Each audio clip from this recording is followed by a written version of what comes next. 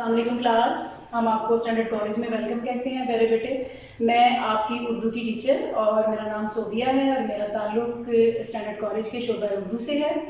और आप मेरे से उर्दू क्लास इंशाल्लाह रिया करेंगे। अल्लाह ताला आपको कामयाब करे और मुल्क की हालात को बेहतर करे। प्यारे बेटे, आज हम जो आपको पहला लेक्चर देंगे वो इसके मुतल्लिक होगा कि जो आपका उर्दू का पेपर है वो कितने मार्क्स का आएगा और वो किस तरह से डिवाइड करके आपके सामने आता है और आपने अपने पेपर को किस तरह से तैयार करना है। प्यारे बेटे, आप जाहिर है कि हमारी कौमी ज़बान है, आप मैट्रिक तक उर्दू पढ़ते आए हैं, लिहाजा इंशाल्लाह आपको इसको आगे भी आसानी आएगी। 100 नंबर का बेटा आपका ये टोटल पेपर होता है जिसमें कि आपके ए पेपर को और बी पेपर दोनों को शामिल किया जाता है, जिसमें से आपका हिस्सा मारूजी भी होता है और हिस्सा जो है वो इंशाइया भी होता है। आपके सामने ब्लैक बोर्ड पर ये इसलिए लिख दिया गया है ताकि आपको समझने में आसानी हो। पहले बेटे, जो आपका फर्स्ट पर्सन आता है वो आपका हिस्सा मारूजी से आता है, वो 20 मार्क्स का होता है। हिस्सा नसर में से भी इसमें से आपको MCQs आते हैं और ग्रामर में से भी आते हैं। आपका दूसरा हिस्सा जो आता है वो हिस्सा इंशाइया में से है, वो आपकी बुक को डिवाइड किया गया है डिफरेंट पार्ट्स में और उसमें से आपके पेपर आएंगे। सबसे पहले आपको बेटा हिस्सा नसर में से जो चीज़ें आनी हैं, याद रखें मैट्रिक में आपको क्वेश्चन आंसर्स आया करते थे लेकिन FA लेवल पर आपको क्वेश्चन आंसर्स नहीं आते। जो आपका जो लेसन है आपका, उसमें आपको क्या चीज़ आएगी? सबसे पहले आपको 10 नंबर का खुलासा आएगा जिसमें से मुसन्निफ का नाम लिखना बहुत ज़रूरी है, उसका 1 नंबर होता है। 9 marks plus 1 mark is equal to, फिर आपका ये खुलासा बनेगा।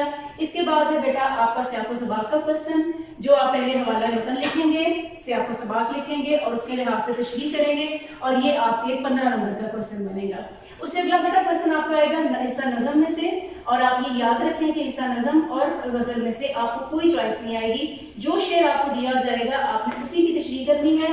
आपको अशार दिए जाएंगे, आप उनकी तशरीह करेंगे। हिस्सा नज़म में हमेशा आपको 4 अशार आएंगे जिनकी आप 2 अशार उसको के हिसाब से पेपर आएगा और गज़ल में आपको 3 दिए जाएंगे। नज़म की तशरीह करते वक्त आपने नज़म का नाम भी लिखना है, शायर का नाम भी लिखना है और ये आपके 10 मार्क्स का होता है जिसमें 9 मार्क्स की आपकी तशरीह होती है और 1 नंबर आपके शायर के नाम का होता है।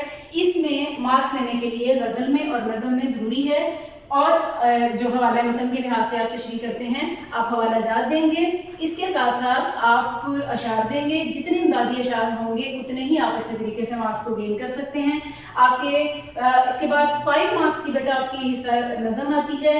हिस्सा नज़म का खुलासा करते वक्त हमेशा इस बात को याद रखें कि वो आपके हाफ पेज से ज़्यादा ना हो, वरना वो आपका जो खुलासा है उसके मार्क्स आपको नहीं मिलेंगे।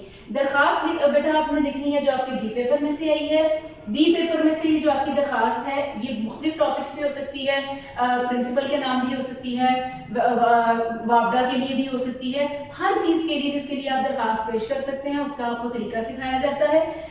इसके बाद आपका अगला क्वेश्चन जो है वो मुकालमा या रुदाद है। इनमें या होता है, या तो आप मुकालमा तैयार कर लें या रुदाद तैयार कर लें, ये भी आपकी 10 मार्क्स की है। और ये आपका एक क्वेश्चन होता है तलखीस, ये आपका 10 मार्क्स का है जिसमें कि आपको एक पैराग्राफ दिया जाता है और आपको उसका उन्वान भी लिखना होता है और आपने उसको जितने वर्ड्स दिए जाते हैं उसका 3rd हिस्सा करके आपको उसको बयान भी करना है। ये आपका जो है आपका क्वेश्चन पेपर है जो इसके लिहाज से आपका पेपर आना है। आपने इसको जहन में रखते हुए अपने पेपर की तैयारी करनी है, ठीक है क्लास?